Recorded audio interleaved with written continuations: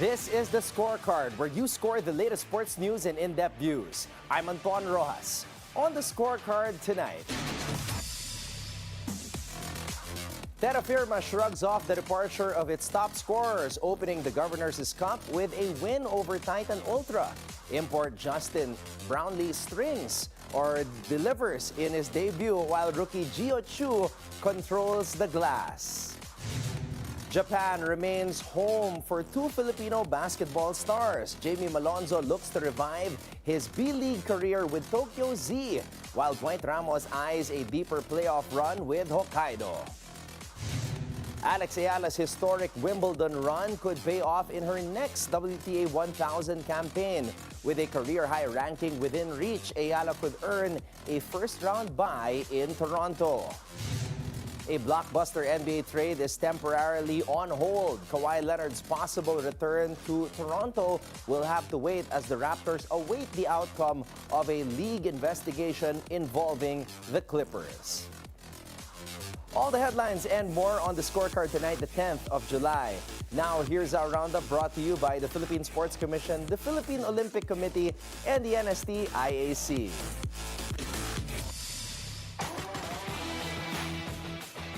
Terrafirma overcame the off-season departures of its top scorers to open the PBA Governor's Cup with a 113-100 victory over Titan Ultra at the Henares Center in Antipolo. Import Justin Strings impressed in his PBA debut with 25 points and 16 rebounds. But it was rookie center Geo Chiu who stole the spotlight after posting career highs of 19 points and 23 rebounds to anchor the Gyps' dominant inside game. J.M. Bravo, Didat Hanapi, Wami Tiongson, and Maverick Ahanisi also finished in double figures. Despite the win, head coach Ronald Tubid said his team is still far from its best as it continues to build chemistry with its new additions. Nag-grow pa rin yung team eh. We're still improving especially on same offense and defense. So too early to kailangan namin every game, every practice, we need to compete para madala namin sa game and sa games. Titan Ultra playing without an import after James Edward Milton failed to receive his PBA or FIBA clearance in time, managed to stay within striking distance before Terrafirma pulled away late. Aris Jonicio led the Giant Risers with 21 points off the bench, while Joshua Munzon added 15. However, Terrafirma dominated the glass, out-rebounding Titan 94-52 to take control of the game. Jong Yuchiko is staying with NLEX as part of new head coach Jimmy Alapag's staff for the PBA Season 50 Governor's Cup.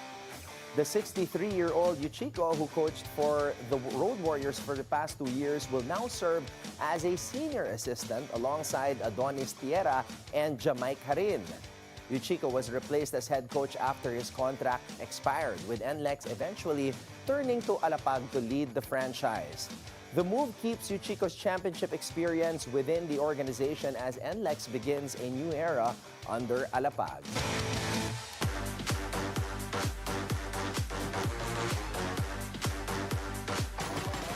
Novak Djokovic will have to defy age, fatigue, and the world's #1 player if he wants to keep his bid for a record 25th Grand Slam title alive. The 39-year-old Serbian faces defending champion Jannik Sinner in the Wimbledon semifinals on Friday, just days after surviving a 5-hour, 15-minute quarterfinal marathon against Felix Auger-Aliassime. Djokovic also needed treatment for a calf problem during that match, raising questions about his recovery. Sinner enters the showdown with age, time on court, and a 6-5 career head-to-head advantage on his side. But Djokovic won their most recent Grand Slam semifinal at the Australian Open in January. Now, 2 more victories separate him from Grand Slam title number 25 and a place alone at the top of tennis history. Eala could earn a first-round bye at the WTA 1000 National Bank Open, which begins August 2 in Toronto, Canada. The Filipina tennis star is on track to reach a career-high world ranking of number 28 following her historic run at Wimbledon. If Eala remains inside the world's top 32, she is expected to receive a first-round bye in Toronto. The 21-year-old is coming off the best grass court season of her career, winning the Birmingham Open, reaching the semifinals in Berlin, and making a historic run to the fourth round of Wimbledon. Eala will first return home to the Philippines before beginning her North American hardcourt campaign at the WTA 500 Mubadala DC Open. She is also set to compete in Toronto and Cincinnati before heading to New York for the US Open. Two Filipino basketball stars are continuing their careers in Japan.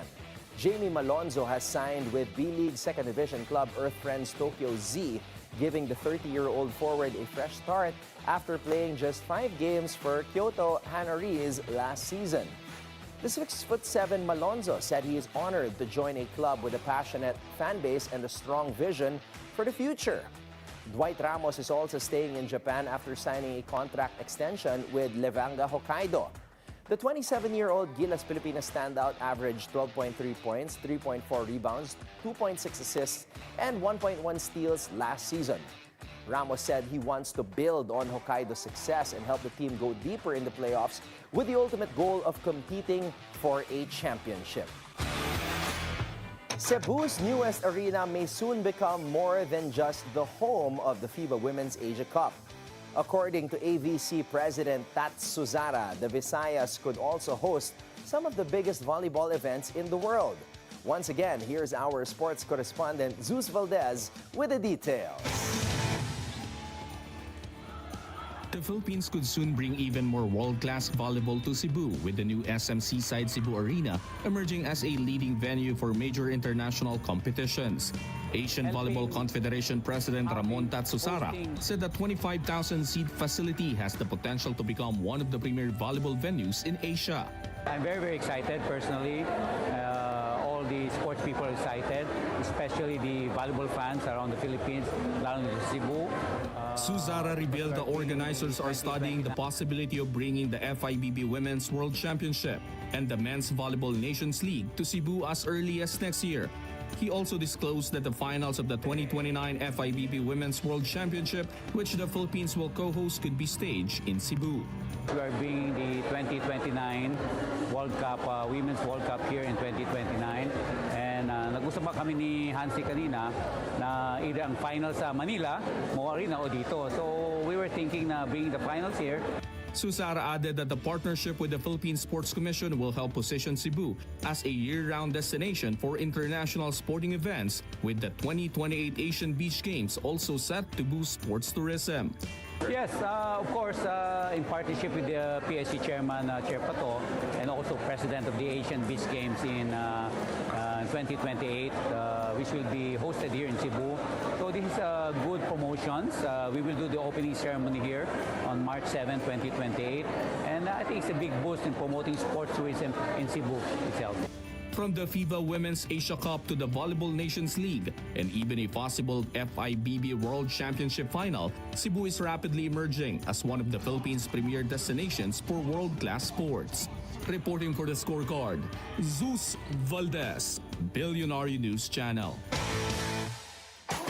Zeus Coffee goes for the first solo lead of the PVL On Tour when it faces Chocomucho on Saturday at the Batangas City Sports Coliseum. The Thunderbelts are coming off an impressive 4-set victory over Akari, with Zam Nolasco and AC Minor leading a balanced attack with 15 points each. Jolina De La Cruz added 12 points, while veteran Rachel Ann Dakis finished with 11. Zeus Coffee now faces a tougher test against the Flying Titans, who will be without national team standouts Eala and Don Catindig, while Cici Rondina focus on her Asian Games preparation. Game time is at 6:30 p.m. following the 4 o'clock match between Galleries Tower and Farm Fresh.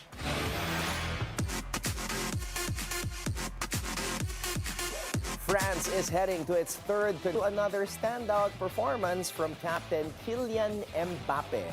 After seeing his first half penalty saved, Mbappe responded with a stunning curling goal in the 60th minute before Ousmane Dembele added another just 6 minutes later to put the match away.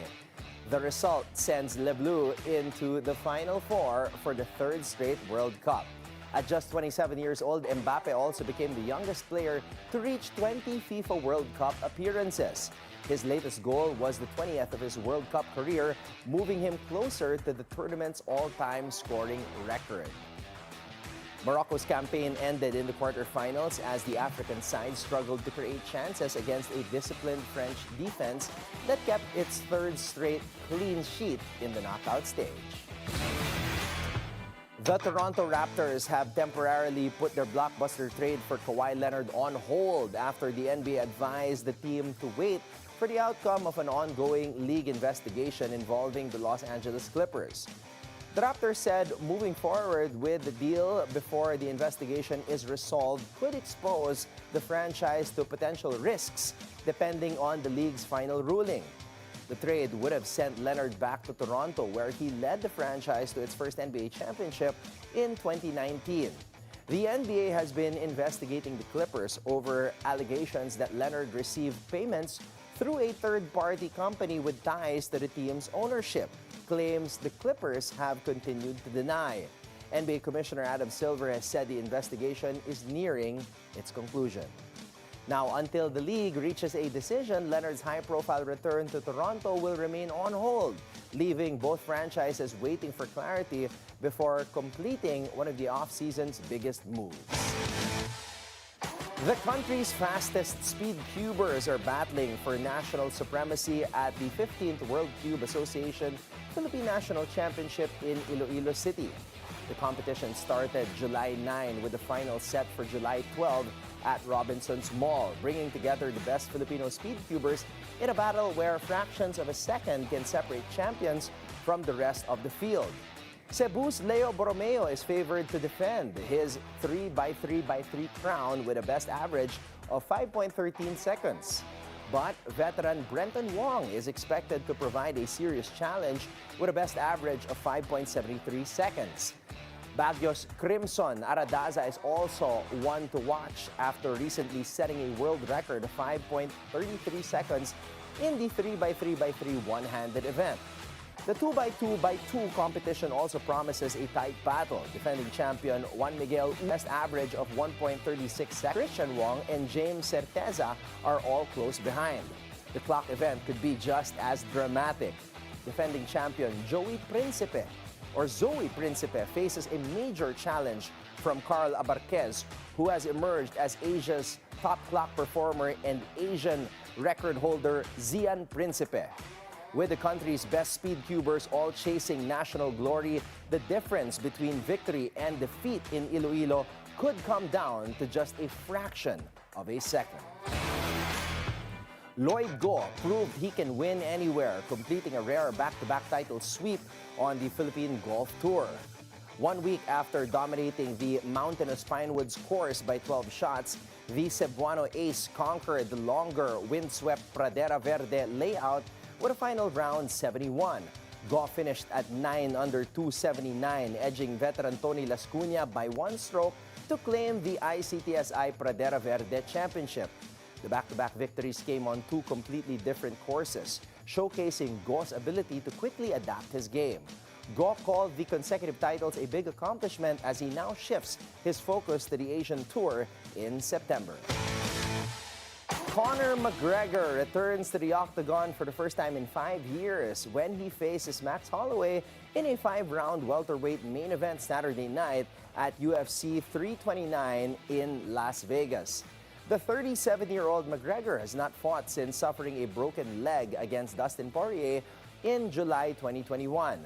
The former 2-division champion now returns to welterweight, looking to revive his career and defeat Holloway for the second time. McGregor won their first meeting by unanimous decision in 2013. Holloway is also making his official welterweight debut after competing at featherweight and lightweight for most of his career. The 34-year-old Hawaiian is looking to avenge his loss to McGregor and immediately entered the welterweight title picture. 13 years after their first fight, 2 of the UFC's biggest stars are ready to settle old business on one of the sport's biggest stages. The Philippines may have found its next Olympic hope in athletics. And according to PSC Chairman Patrick Gregorio, Filipino-American runner Victoria Bosong has both the talent and the heart to succeed under the Philippine flag. Once again, here's Zeus Valdez with the details. The Philippine Sports Commission believes Filipino-American middle distance runner Victoria Bosong could become the country's next Olympic-level athlete after officially becoming eligible to represent the Philippines. PSC Chairman Patrick Gregorio revealed that helping secure Bosong's eligibility was one of his first major projects after assuming office. He said the 23-year-old Harvard standout already has the times to compete with Asia's best and has the potential to reach the Olympic stage. Technically, easy winner pag SEA Games. And talagang may medal potential when it comes to Southeast Asian Games. And pwede mag-qualify sa Olympics. Bosong officially completed her nationality transfer this month after securing a Philippine passport and satisfying World Athletics eligibility requirements. Gregorio said what stood out most was not just her talent but her commitment to represent the Philippines. 3 taon na niyang pinapangarap niyang Philippine flag sa uniform niya. Hindi siya sumuko. She visits the Philippines spending her own money. Talagang sinasabi niya, nagtataas siya ng kamay, I want to become a Filipino because I want to represent the Philippines. The PSC chairman also shared a heartfelt letter from Bosong, who said wearing the Philippine colors has been her dream since childhood and that she hopes to bring pride, glory, and gold medals to the country. It gives me goosebumps sa kakatayo ng balahibo na itong isang bata who's taking up medicine in Harvard, who is meaning a possible candidate to be a national athlete of the United States, chose to be a national athlete of the Philippines. Ang ganda-gandang kwento. With her eligibility now complete, Victoria Bosong is set to begin a new chapter under the Philippine flag as the PSC and Patapa hope the Harvard standout can develop into the country's next Olympian and a future gold medal contender. Reporting for the Scorecard, Zeus Valdez, Bilyonaryo News Channel. Up next, Bam Rodriguez is now a 3-division world champion after his impressive 6-round stoppage of Antonio Vargas. But is he really ready to move up and face the undefeated Naoya Inoue? Or does Bam need one more fight before taking on the monster? Boxing analyst attorney Ed Tolentino joins us to break down a potential super fight between two of the best pound-for-pound fighters in the world when we return right here on The Scorecard.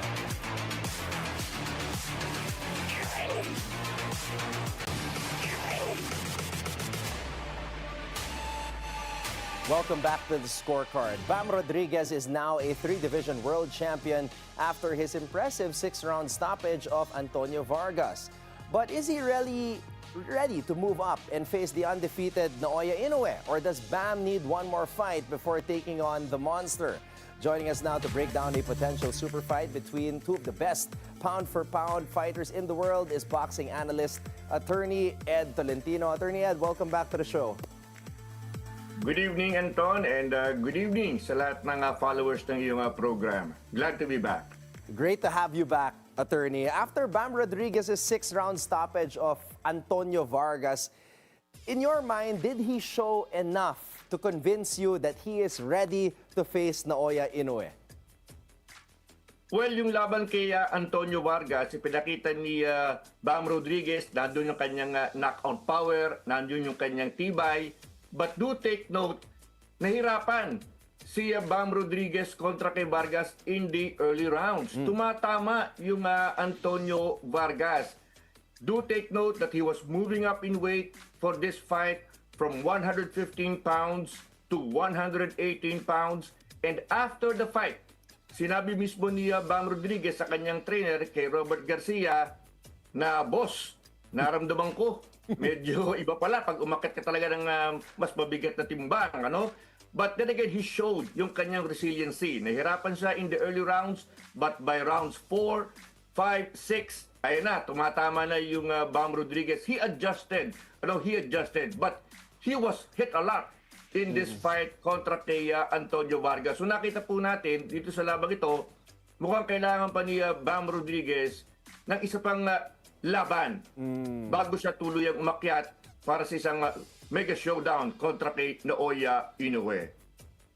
So in your mind, attorney, he's not yet ready. Dapat isa pang laban sa bantamweight bago siya umangat para labanan si The Monster. Isa pang laban, in fact, ang kanilang pinaplano ngayon, they are tentatively eyeing the WBO champion Christian Medina. Yun ang kanilang balak. Isa pang laban, they want to fight a stronger opponent. Yun daw, parang maramdaman talaga ni Bam Rodriguez yung kakaibang timbang, ano? And then hopefully, after this tune-up fight, aakyat na sila sa 122 pounds to formally challenge Naoya Inoue. Ang timeline dito sa labang ito, baka February 2027, most likely gaganapin sa teritoryo ni Naoya Inoue dyan sa bansang Japan. Attorney, would Bam Rodriguez be risking losing that potential biggest fight of his career against Inoue if he waits and stays at bantamweight to fight one more time? Because in many people's minds, he's not yet ready. May risk ba yon na baka hindi na matuloy yung laban niya against Inoue? Well, there is always the possibility, ano, kapag ikaw kumbaga, nandiyan ang oportunidad, ayaw mo pang lumundag kagad, pero alam mo, Bam Rodriguez wants to be really ready because he really wants to be the first man to beat Naoya Inoue. At kung naging totally dominating siya kay Antonio Vargas, siguro wala nang pag-uusapan na additional fight. Because before the Antonio Vargas fight, pinapangalanda ka na nga ng kampo ni Bam Rodriguez na diretso na, this year na, maglaban na tayo. Wag nang additional weight. But then again, nag-iba ang ihip ng hangin after the Vargas fight. Even though he was impressive, he knocked out Vargas, showed his knockout power, aminado si Rodriguez na mukhang kailangan ko pa na isang laban sapagkat miski siya ay nabigla, tinatamaan siya, naramdaman niya ang weight difference, ano? He was able to adjust, but he needs additional fine-tuning. Baka mas gaganda pa ang magiging performance niya kay Inoue if he gets to address yung minor kinks with the weight adjustment. So, attorney, aside from the weight adjustment, in terms of yung adjusting in the fight, kasi sinabi mo nga, natatamaan siya eh. Do you think he has to make some adjustments to his fighting style para maka-adapt sa higher weight class? Alam mo, maganda ang style nung Bam Rodriguez eh. Ang pinakamaganda dito kay Bam Rodriguez, of course, hiring IQ, yung kanyang footwork. Notice how he pivots, ano, to find the right position para sa kanyang mga suntok, ano. So it's only a matter of him getting confident doon sa additional weight. Kasi siyempre, meron siyang konting agam-agam kay Antonio Vargas. Will I be able to handle the weight? Will I be able to take the punch of a bigger guy? Naramdaman niya, but with an additional fight, he will be able to address these things eh. Konting galaw lang, sapagkat nakita natin, medyo tinatamaan siya, may konting confidence issues early in the fight. Pero pag nakuha na niya yon, kapag nakumpiyansa na, kumpleto na, the skills will always be there. Nandun na, nakikita na marami yung kanyang pag-pivot, yung kanyang punch selection is very good. It's only a matter of getting the confidence.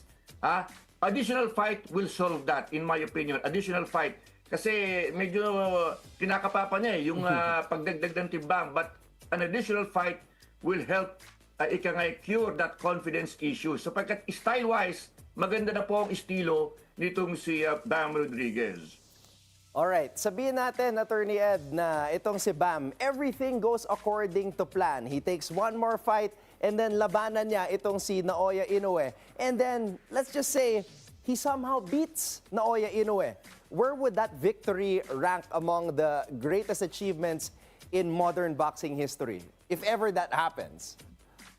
Well, definitely, ito yung magiging one of the biggest upsets in the lower weight divisions, ano? Sapagkat sa ngayon, kinikilala po itong si Naoya Inoue as one of the best, if not the best, pound-for-pound champions in boxing ngayon. In fact, Inoue will be the favorite in the fight sapagkat malaki po ang diferensya sa timbang, sa size. For the first time, Inoue will be towering, will be bigger than Rodriguez. Mas gamay na ni Inoue ang 122-pound division. Bagamat nanggaling din siya sa mababang timbang, matagal siya namamalagi sa division na ito. In fact, undisputed champion na nga.